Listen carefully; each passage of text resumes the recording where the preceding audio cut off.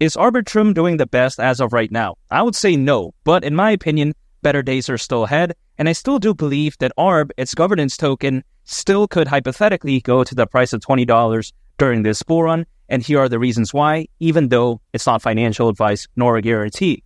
First of all, I think that Arbitrum is trying to serve such an amazing purpose because, as we all know, it's an Ethereum layer 2 scaling solution, which many people out there may think, there's too many.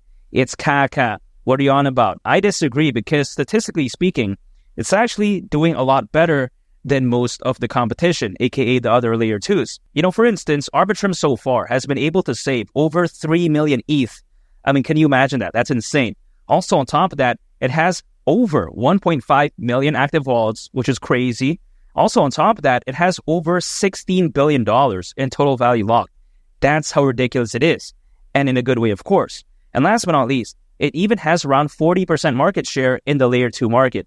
That's very impressive in my opinion, because when you take a look at how massive Ethereum is, and you take a look at the hype for the Ethereum ETF, man, this is very legendary in my opinion.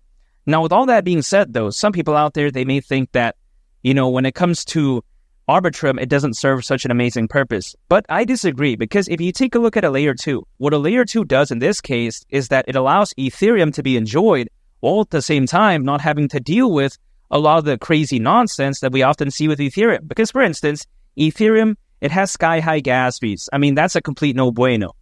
That's very embarrassing in my opinion. Also, on top of that, you take a look at how, arguably, it's not even scalable. That's complete nonsense, especially for a layer 1 blockchain. But there's a flip side, though, because it's kind of like a double-edged sword. Because even despite that, Ethereum, it has an amazing ecosystem. I would argue it's the best out there. So when you take that into consideration, a layer 2 does play a very vital role because it's very needed, in my opinion. When an ecosystem is that amazing, there needs to be something that allows it to be enjoyed, but at the same time, not have to deal with its drawbacks. So in this case, of course, it's a layer 2, much like Arbitrum. And I love that. And when I say $20 for ARB, some people out there, they like to think that, wow, that's crazy, man. What are you on about? But here's the thing. If it were to go to the price of $20, considering its current circulating supply, market cap at that point would be around $67 billion. Not too bad in my opinion. I mean, you take a look at, for instance, something like BNB reached over $100 billion in market cap in the past. You take a look at even something like Dogecoin reached over $80 billion in market cap in the past as well. So I don't think this is really crazy.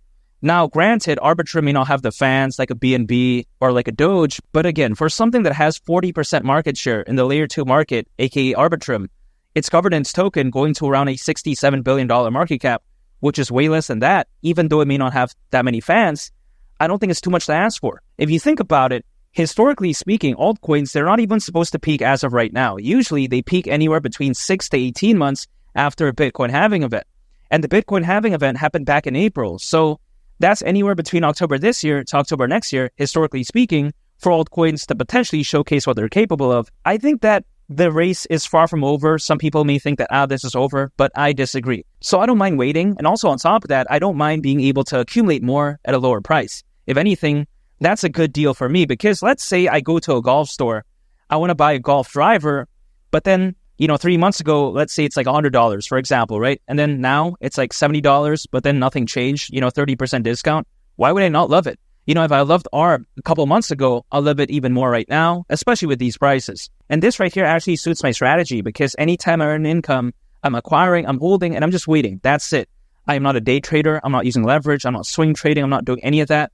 All I'm focused on is accumulation over an extended period of time, as opposed to chasing short-term gains. There is currently over 500 million crypto owners, according to Crypto.com research, which is nearly double the amount when we saw when compared to the peak of the 2021 bull run.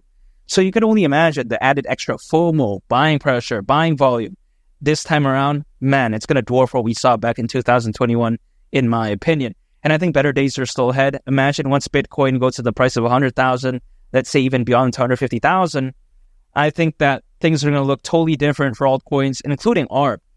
And I do believe that could very well happen to Bitcoin because you take a look at the number of institutional investors, the Bitcoin ETF, I really do believe that the sky is the limit for Bitcoin during this bull run. And of course, that's going to be great for altcoins. And when I take all of those factors into consideration, ARB at the price of $20 wouldn't surprise me whatsoever during this bull run.